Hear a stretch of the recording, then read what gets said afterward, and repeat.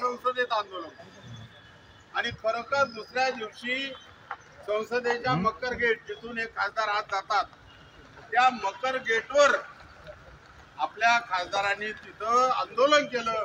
EPS 95 ला न्याय द्या. त्यांनी आपले बॅनर हातात धरले आणि EPS 95 को न्याय दो असं त्यांनी आंदोलन केलं 1 तासभर आपल्यासाठी.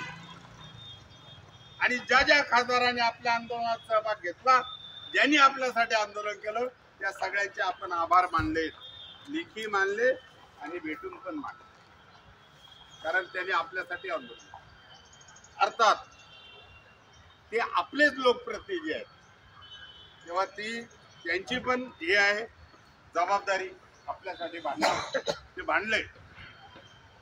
त्यानंतर मग श्रम मंत्र्यांनी कमांडर साहेबांना बोलावलं.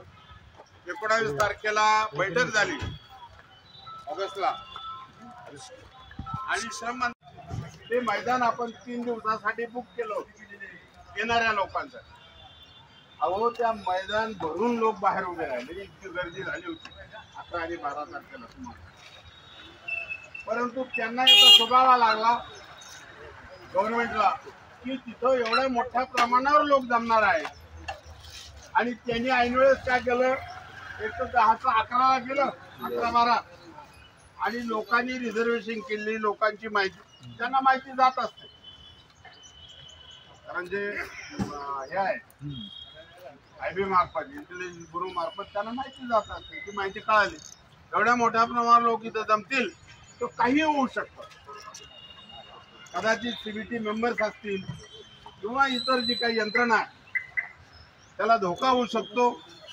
आणि मग त्यांनी ऐन वेळेला निर्णय घेतला की CBT मीटिंग 13 तारखेला दिल्लीला होईल. हा निर्णय ऐन वेळचा आहे. केवळ आपली एवढी मोठी संख्या, एवढ्या मोठ्या संख्येनं लोक जमणार याला एक प्रकारे ते घाबरले असं समजा आणि मीटिंग दिल्लीला ठेवली तिथं EPFOच्या ऑफिसला. आमची चर्चा झाली आता काय करायचं. लोकांनी रिझर्वेशन केली होती बेंगलोरची.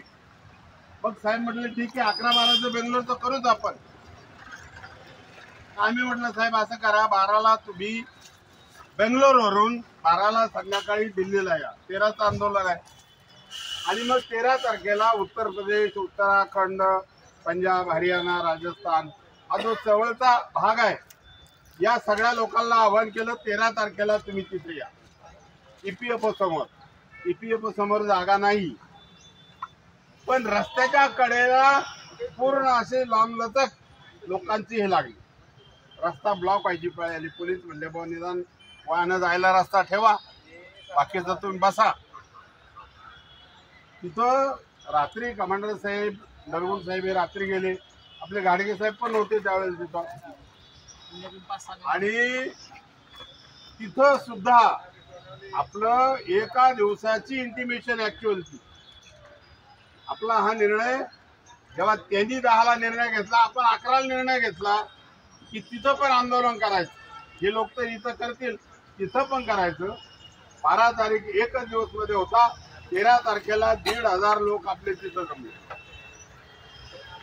EPFOच्या कार्यालयासमोर आणि सकाळीच जमले. आणि जेव्हा श्रम मंत्री स्वतः त्या मीटिंगला आले कारण ते चेअरमन आहेत CBTचे, सेंट्रल बोर्ड ऑफ ट्रस्टीचे, ते जेव्हा आले त्यांनी पाहिलं इतक्या मोठ्या प्रमाणावर लोक इथं जमलेले आहेत आणि आता आपली मीटिंग आहे ट्रस्टीची. त्यांनी आज गेल्या ऑफिसमध्ये गेल्या तिथले जे कमिशनर वगैरे आहेत त्यांना सांगितलं पहिलं एक काम करा. कमांडर अशोकराव खाली उभे आहेत, पहिलं त्यांना आतमध्ये घेऊन या. 2 अधिकारी पळत आले म्हणजे साहेब चला आतमध्ये, तुम्हाला मिनिस्टर साहेबांनी बोलवलंय. कमांडर साहेबांनी मी एकटा येणार नाही, मला 5 लोक बरोबर घ्यावे लागतील, परवानगी घेऊन या.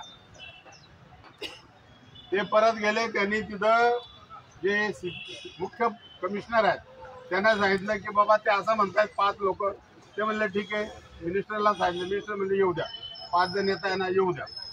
5 जणांना लगेच तुम्ही हे द्या प्रवेश पत्र.